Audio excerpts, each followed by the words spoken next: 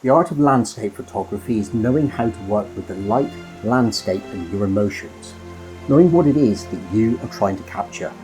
So photography can mean different things to different people, but I'm assuming you are here watching this video because photography means more to you than just taking a quick snapshot with your phone. Now perhaps you want your photos to evoke stronger memories, tell richer stories and transport you back to the moment you press the shutter button.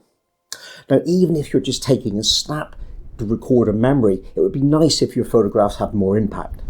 However, applying all of these ideas out in the field and actually taking great photographs is not always easy. For instance, I've been out hiking in a landscape that I love, which may seem quite ordinary.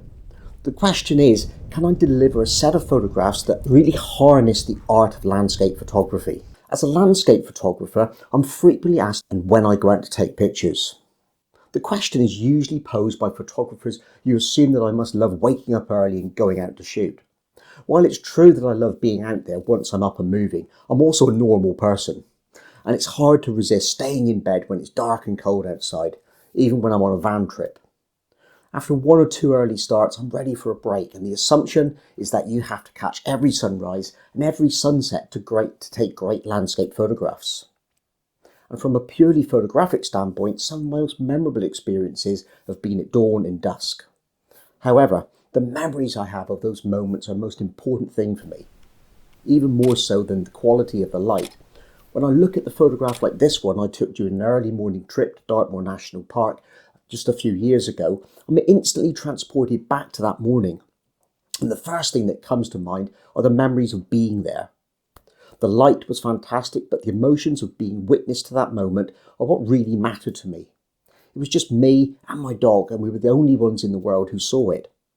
The joy of being witness to that moment is something that I will never forget, and it's a feeling that I try to capture in my photographs.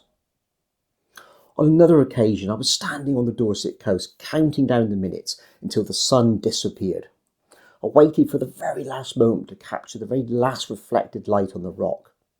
Now, the light was important, but the location was memorable for a different reason. The narrative of that moment, the feeling of anticipation as I waited for that perfect shot, is something that's difficult to put into words. But it's a feeling that's captured in the photograph. So whilst light is important, I believe it's just one tool to use to tell stories with our photography. Sometimes the narrative of the moment is more important than the quality of the light. The memories that are captured in the photograph are what really matter. And they're what make landscape photography such a powerful art form. So light can be both your best friend and your enemy. When the light is good, it enhances your photographs, but when it's poor, it can ruin them. However, that doesn't mean you are taking bad photos. You're probably taking the right photographs in the wrong conditions. Let's go back to this hike. Despite the challenging light, I managed to capture several photographs that really turned out okay. Maybe they won't all make it into the portfolio, but I think one of them might. By working with the available light, I've come away with a few that are worth mentioning. I'm not going to give you a load of techniques like swapping out skies, manipulating shadows and altering reality. There's nothing wrong with that if that's your style of work, but it's just not mine.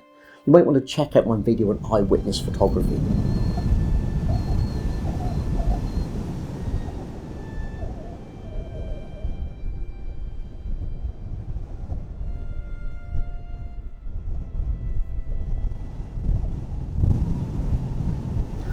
One of the big problems with landscape photography is that as we approach summer, we will be faced with ever lengthening days and stronger sun. So what are you going to do about it? Wait for autumn? You can if you want, but I'm going to find a way of working with what I have. I wanted to photograph this tree with the river flowing behind, but the constantly changing light kept snatching away opportunities. The big landscape was a cacophony of dark shadows with blown and sparkling highlights. In fact, it's a bit of a mess, but there is a story here. The flowing water and the changing light contrast with the texture on the bark. So the eyes see everything, but it's the brain that makes these small connections between the elements getting in closer, looking for small islands in the sea of landscape. And this all led me to take this image. But rather than trying to capture and control it all, the composition brings together the elements that compel you to make a photograph. I have the trees stretching out over the river, its twisted branches, gnarly textured limbs, and the water flowing over the rocks. Continuing the never-ending journey, a few miles further down the valley, there is a great location where the water divides around a boulder and flows over a weir. It's strange, when I visit a location I know well, I rarely come away with the photograph that I expected. However, I did find one of my favourite subjects of the day, and it's all about the light. It's a bit of a cliche, but very true. All photography is about light. It just burns stronger in some photographs than others. I saw this tree across the river and was drawn to the way the new leaves were being lit, making it stand out from the landscape. I had to make a photograph, and that's how we should feel about our landscape photography. It should be compelling and demanding of us. The composition does not work from this bank. The background for the tree is all wrong.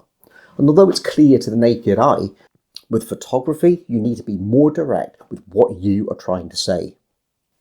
You never want the viewer or even yourself in years to look back and ask, what was I trying to do here? So I needed a darker or a cleaner background for this image. And I found it on the opposite bank. By going in close, using the 3:2 crop ratio to work with the tree helps. Then in post-processing, playing a little with the tonal ranges, reducing that overall clarity, and then building it back in on the tree. Naturally, it lifts the main subject, just enough, and I'm happy with this one.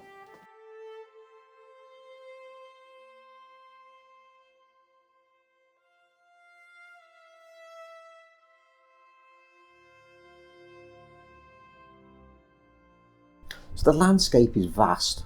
It can be overwhelming to photograph, and when looking through the viewfinder it can feel like a battle to decide what to include and what to exclude, and how to frame all the elements and make the photograph.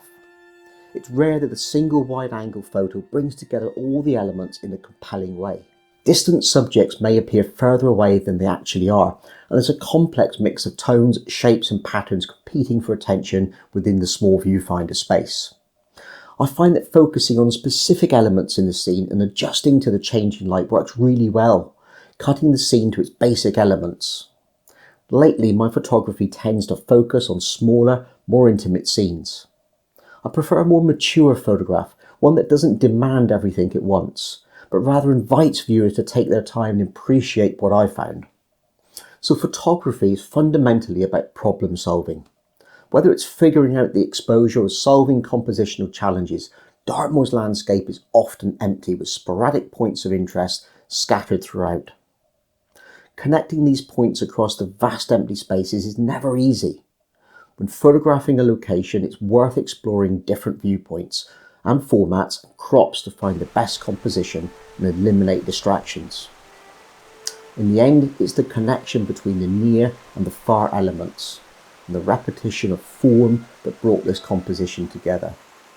By carefully positioning the camera, I was able to line up the two trees so that one sat within the branches of the other, separate yet connected.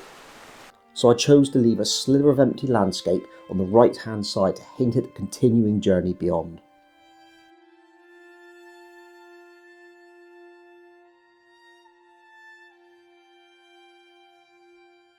It's a well-established technique to include a foreground in your composition. It can enhance your photographs. Incorporating a foreground, a middle ground, and a background element in the frame can add depth to your images. However, it's crucial to avoid being too formulaic. Each photograph should be carefully composed, not just taken on the spot. The elements in the foreground, middle and background should be interconnected, creating a seamless flow. Whilst hiking across the moors towards a distant tour, I was struck by the overwhelming sense of space and remoteness. So my initial attempt at a photograph almost succeeded. I aimed to guide the viewer's eye up the frame, using the path as foreground to midground interest, drawing them into the image. Although it somewhat achieved this, the sense of space and remoteness was diminished, and the grandeur of the high moorland was lost. So I quickly adjust the composition by raising the camera to capture the vast remote moorland landscape. I simplified the scene by converting it to black and white, intensifying the shadows and invoking the feeling of journeying through this expansive landscape towards an unknown destination.